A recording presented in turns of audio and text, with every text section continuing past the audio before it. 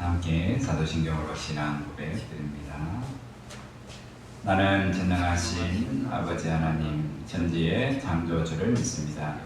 나는 그의 유일하신 아들 우리 주 예수 그리스도를 믿습니다. 그는 성령으로 잉태되어 동정녀 마리아에게서 나시고 본디오 빌라도에게 고난을 받아 십자가에 못 박혀 죽으시고 장사된 지 사흘 만에 죽은 자 가운데에서 다시 살아나셨으며 하늘에 오르시어 전능하신 아버지 하나님 우편에 앉아 계시다가 거기로부터 살아있는 자와 죽은 자를 심판하러 오십니다. 나는 성령을 믿으며 거룩한 공교회와 성도의 교제와 죄를 용서받는 것과 몸의 부활과 영생을 믿습니다. 아멘. 찬송가 542장 찬송합니다. 542장입니다.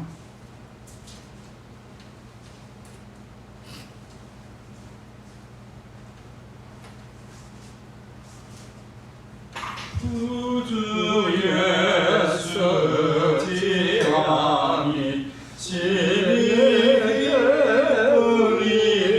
은일세 영생 허락하나으니 의심하주 없도다. 예수 믿는 것은 다른 증거 많도다. 예수 귀한 예수 믿음 더욱 주소서. 구주 예수 의지함이 진리의 은일세 주를 믿는 나의 마음 그의 피에 적시네. 예수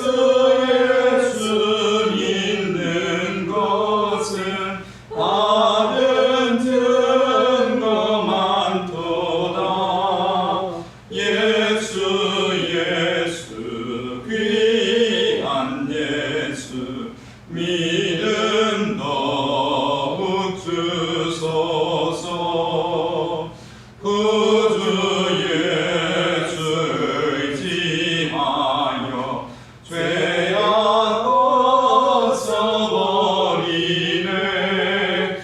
안위 받고 영생함을 주께 모두 얻었네.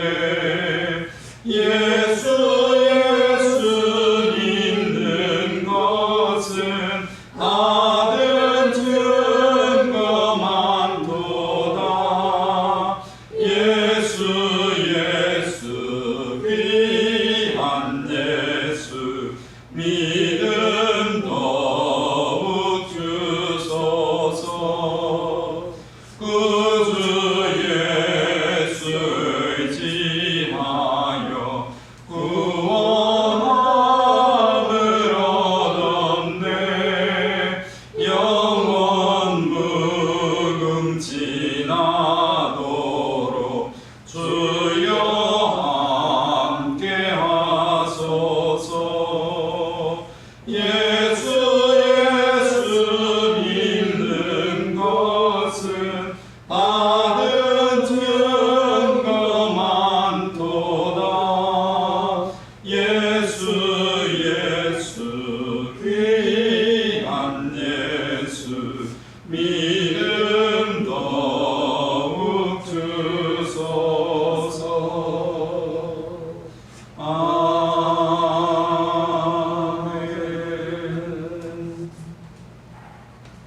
하나님 말씀 이사야 19장입니다.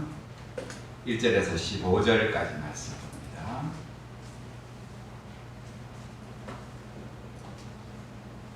애굽에 관한 경고라. 보라, 여호와께서 빠른 구름을 타고 애굽에 임하시리니 애굽의 우상들이 그 앞에서 떨겠고 애굽인의 마음이 그 속에서 녹으리로다. 내가 애굽인을 격동하여 애굽인을 치리니 그들이 자기 형제를 치며 각기 이웃을 칠 것이요 성읍이 성읍을 치며 나라가 나라를 칠 것이며 애굽인의 정신이 그 속에서 쇠약할 것이요 그의 계획을 내가 깨뜨리리니 그들이 우상과 마술사와 신접한 자와 요술객에게 물으리로다. 내가 애굽인을 잔인한 주인의 손에 붙이리니 보악한 왕이 그들을 다스리리라. 주 만군의 여호와의 말씀이니라. 바닷물이 없어지겠고 강이 잦아서 마르겠고 강들에서는 악취가 나겠고 애굽의 강물은 줄어들고 마름으로 갈대와 고들이 시들겠으며 나일 가까운 곳 나일 언덕의 초장과 나일강 가까운 곡식밭이 다 말라서 날개가 없어질 것이며 어부들은 탄식하며 나일강에 낚시를 던지는 자마다 슬퍼하며 물 위에 그물을 치는 자는 피곤할 것이며 세마포를 만드는 자와 배 짜는 자들이 수치를 당할 것이며 그들의 기둥이 부서지고 군들이 다 마음에 근심하리라. 소환의 방백은 늘이 썩었고 바로의 가장 지혜로운 모사의 책략은 우둔하여졌으니 너희가 어떻게 바로에게 이르기를 나는 지혜로운 자들의 자손이라 나는 옛 왕들의 후예라 할 수 있으랴. 너의 지혜로운 자가 어디 있느냐? 그들이 만군의 여호와께서 애굽에 대하여 정하신 뜻을 알 것이요 곧 내게 말할 것이니라. 소환의 방백들은 어리석었고 노베 방백들은 미혹되었도다. 그들은 애굽 종족들의 모퉁이 돌이건을 애굽을 그릇가게 하였도다. 여호와께서 그 가운데 어지러운 마음을 섞어졌으므로 그들이 애굽을 매사에 잘못 가지니 취한 자가 토하면서 비틀거림 갖게 하였으니. 같이 봅니다. 애굽에서 머리나 홀이며 종려나무 가지나 갈대가 아무 할 일이 없으리라. 아멘. 오늘 말씀에 그 배경을 보여주는 성경이 열왕기하 17장인데 그 당시 지금 이 당시지요. 여호수아 이사야가 지금 애굽에 관한 경고를 말할 때 애굽을 향한 경고이기도 하고 그리고 애굽을 의지하려는 이스라엘을 향한 경고이기도 해요. 열왕기하 17장에 보면 이제 남쪽과 북쪽이 이제 북쪽은 정식적으로 마지막 왕 호세아가 왕으로 등극하고 그때 남쪽에는 아하스가 히스기야 아버지죠. 아하스가 왕으로 한 12년째 다스리고 있을 즈음에 북쪽에 새로운 왕 호세아가 등장하는 겁니다. 그때 힘을 가지고 있었던 아수르, 그 아수르가 먼저 북쪽을 위협했지요. 그래서 왕이 되자마자 전쟁을 치를 힘이 없으니까 뇌물을 줬어요. 조공을 갖다 바쳤습니다.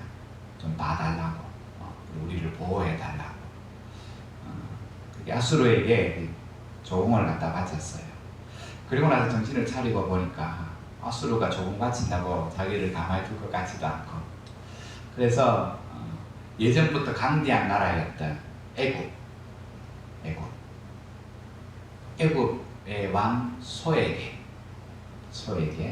우리 좀 도와달라. 저 아수르가 깡패같이 우리를 위협한다. 그래서 그 소식을 그때 또 알았네요. 아수르가 알고는 더 화를 내겠죠. 그래서 이제 또 강력하게 군대를 이끌고 와서 사마리아도 3년 동안 포위하고, 그러다가 이제 결국 시간이 흘러가고 계속 압박은 가해지고 결국 북쪽이 이제 아수르에게 망하잖아요. 그 역사의 배경이에요. 그 아수르가 북쪽만 위협하는 게 아니라 남쪽도 같이 위협하는 거잖아요. 애굽은 지는 해, 아수르는 떠오르는 해. 그래도 만석국집이 금방 안 망한다고. 그 큰 나라 애굽이 이스라엘에게는 늘 닮고 싶은, 힘들 때 의지하고 싶은 그런 나라였어요.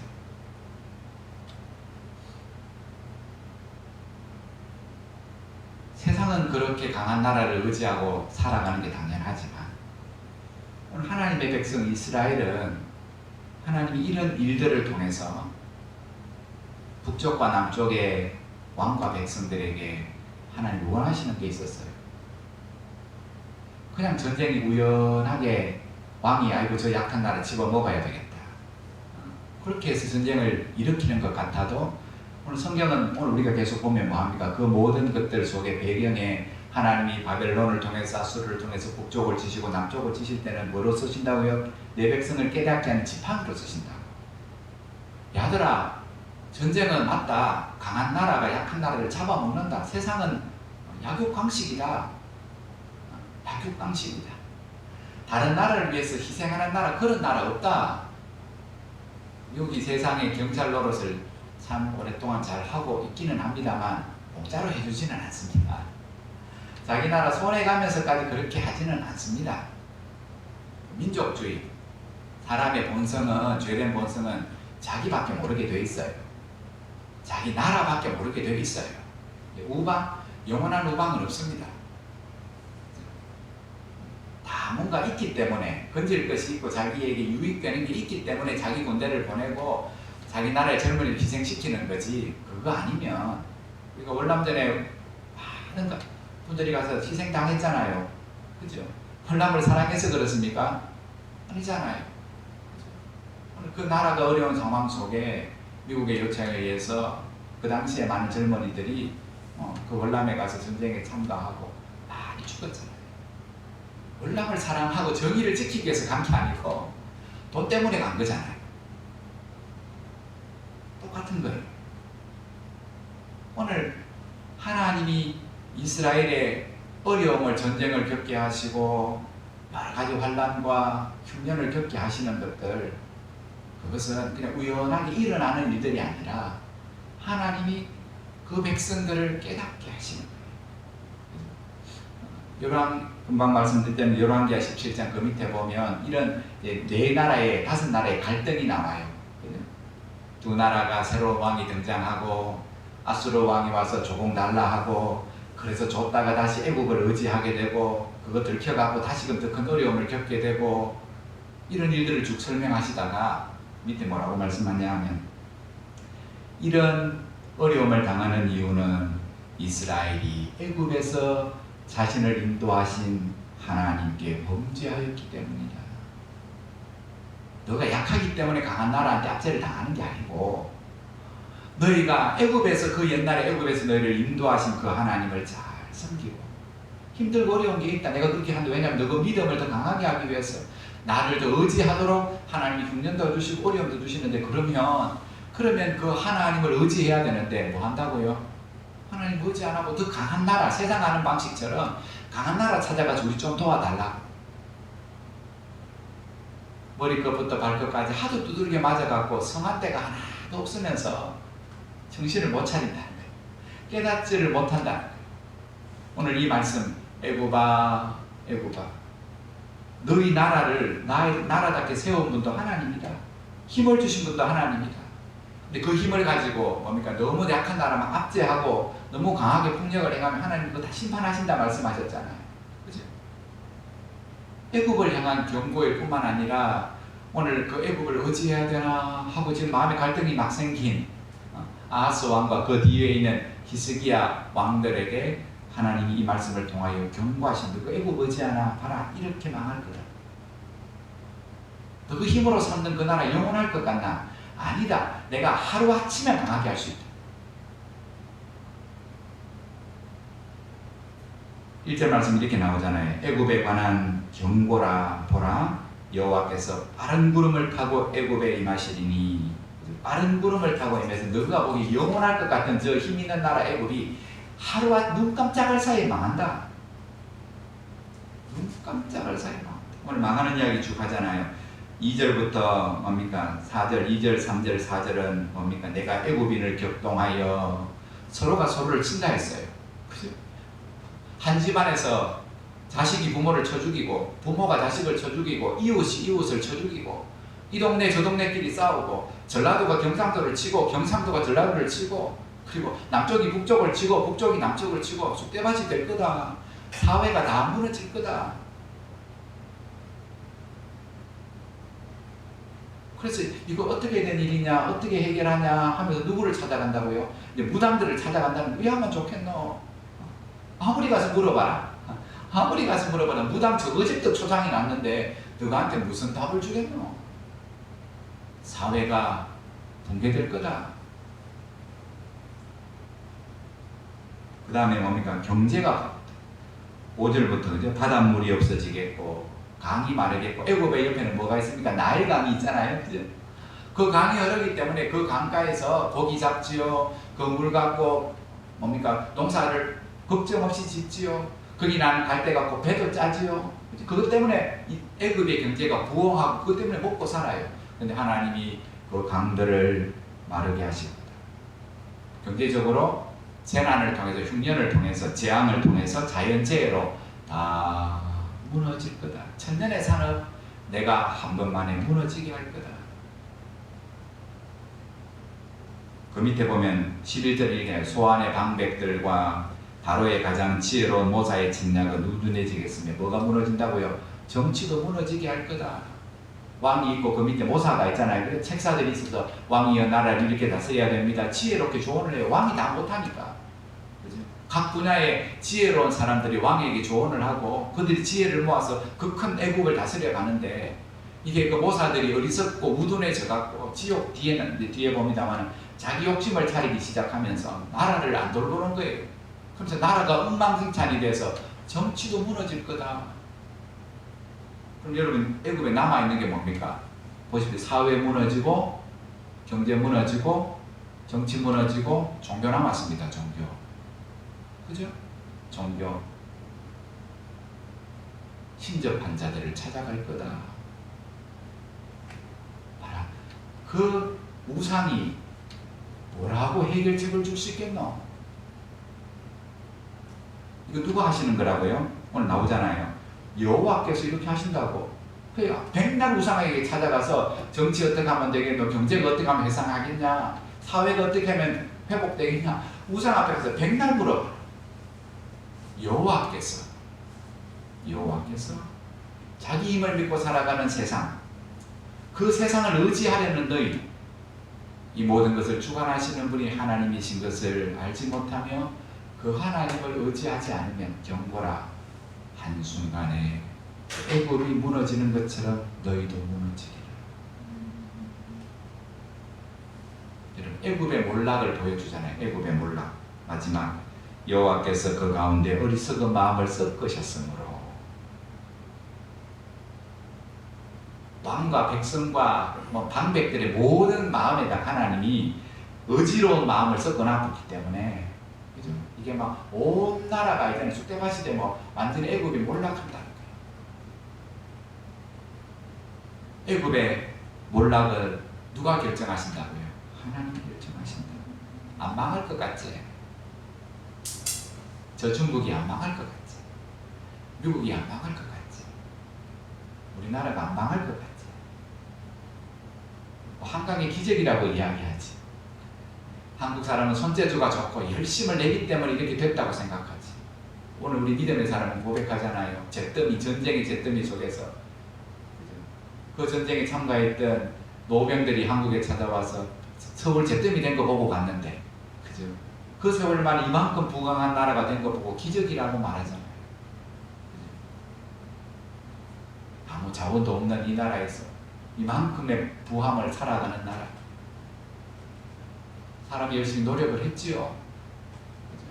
그러나 하나님의 도우심이 없었다면 아무것도 이룰 수 없었던 거예요. 그 하나님이 주시기도 하고 뭐 한다고요? 빼앗아 가시기도 한다고. 주셔서 이만큼 부강한 나라 되기에는 40년, 50년이 걸려도 하나님 한번 치시면 구름이 빠르게 지나오는 것처럼 40년, 50년 쌓아놓은 것도 하루아침에 무너질 수 있다. 지금 너가 뭐를 의지하냐? 뭐를 의지하냐? 오늘 우리가 이 말씀 크게 네 가지를 보십시오. 사회가 붕괴되는 거. 우리나라 지금 사회가 붕괴되고 있잖아요. 그죠? 즉 결혼도 안 하고 자식도 안 낳으면서 서서히 붕괴가 되잖아요. 붕괴가 됩니다. 그게 하나의 문제가 아니지 않습니까? 사회 전반적인 문제가 되잖아요. 일할 노동 인구가 없어지게 되고 그로 인해서 많은 어쩔 수 없는 따라오는 결과지만은 직업도 관계된 관련 사업도 점점점 사용화되고 일할 사람이 없으면 그러면 뭐 가정이 없어지게 되는 거고 1인 가구가 500만이 넘잖아요. 경험해보지 못한 그런 새로운 세대. 그런데 갈등은 점점 심해지잖아요. 이제 뭐 전라도 경상도의 갈등은 아무것도 아닌 게 돼버렸습니다. 아무것도 아닌 게 돼버렸습니다. 그보다 더 극한의 서로의 배치들이 갈등들이 얼마나 심한지. 더불어서 보십시오. 경제 이만큼 일어났지만 코로나가 세상 경제를 확 무너뜨리고 있고 자연재해 지금 중부지방에는 난리가 났습니다. 그죠? 1시간에 50mm, 100mm가 막 내리면 보여지게 건강했던 축대들이 물을 머금고 한 3, 4일, 일주일 비가 오니까 그게 무너지잖아요. 그죠? 그 자연재해 앞에 모든 것들이 다 쑥대밭이 되는 거. 더불어서 정치가 붕괴되는 거. 그래서 우리가 기도해야 되잖아요.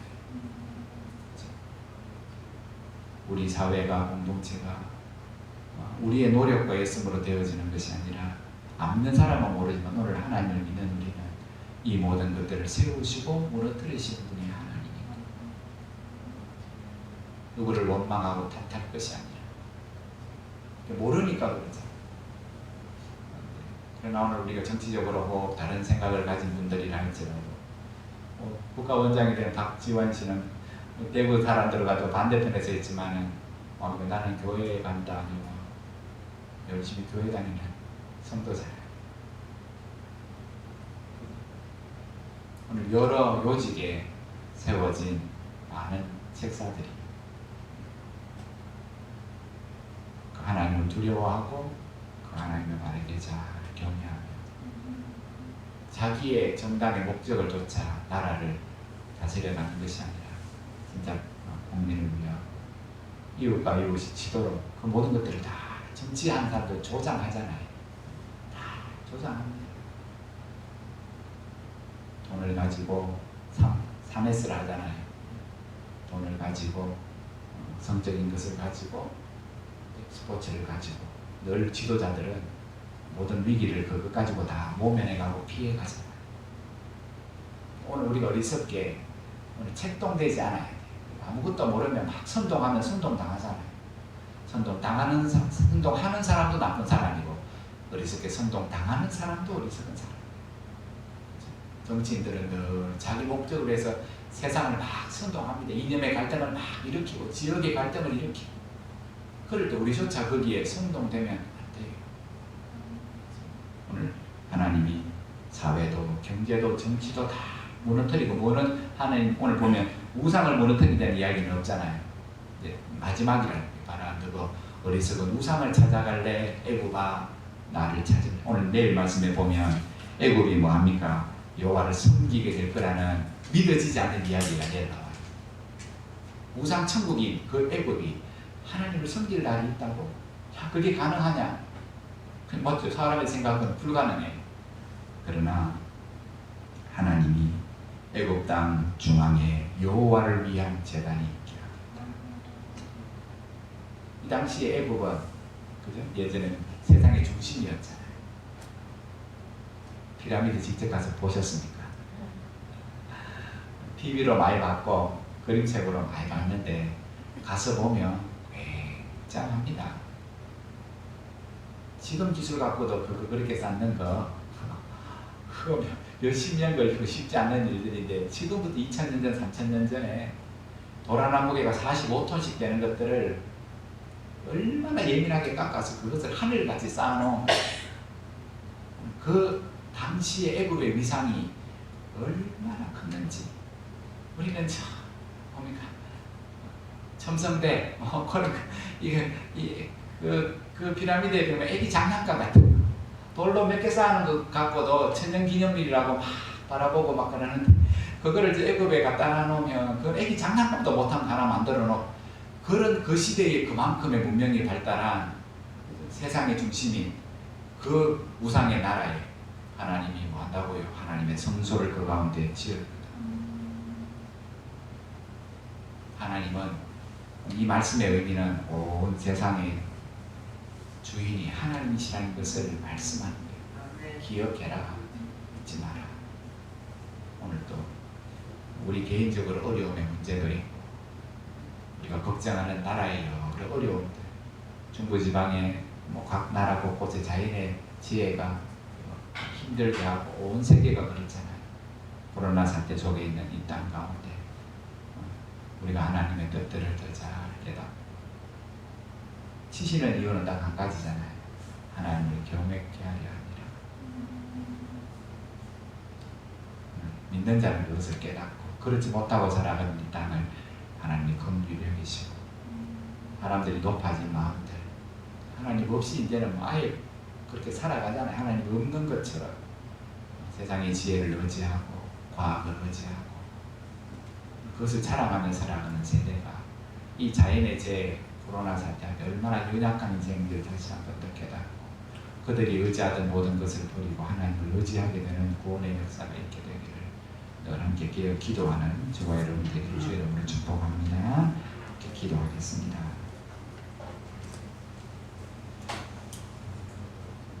오늘 우리가 살아가는 이 사회가 공동체가 오늘 말씀처럼 애굽의 전철이 밟지 않게 하시고 하나님을 의지하는 그 하나님을 신뢰하며 살아가는 우리 자신, 우리 가정, 우리 교회, 이 대한민국 그리고 온 세상이 되게 해주십시오. 하나님은 온 세상을 만드시고 오늘도 다스리고 섭리하시고 마지막 심판하시는 하나님인 것을 기억하게 하시고 영원하지 못한 것들을 의지하며 붙잡고 살아가지 않게 하시고 그 하나님을 더욱더 신뢰하고 의지하는 믿음 가운데 살아가는 우리들 되게 해주시고 그렇게 주신 사명들 이 아침 우리 함께 기도하며 그 사명을 잘 감당하시다가 자유롭게 하시겠습니다. 동성으로 기도드립니다. 하나님 아버지 인생은 어쩔 수 없어서 위기를 만나고 어려움을 당하며 나에게 실제적으로 도움되는 것들을 현실적으로 선택하며 살아가려 합니다. 그런 갈등들이 있고 유혹들이 있습니다.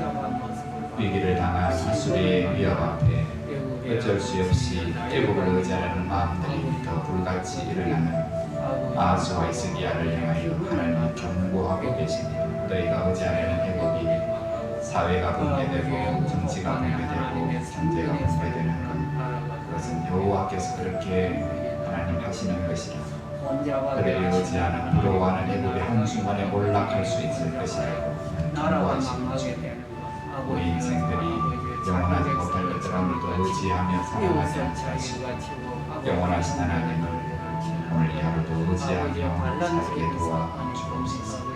하나님 함께 살아가는 이 땅을 향해서도 함께 기도하고 주여 긍휼히 여기시고 불쌍히 여기시고 사람의 수고로 되어진 것이 아니라 하나님의 은혜로 되어진 것임을 다시 한번 깨닫게 하시고 하나님 앞에 감사하며 하나님을 예배하는 민족과 이 세상 나라가 되어질 수 있도록 주여 긍휼히 여겨 주옵소서. 아버지여 이리 가고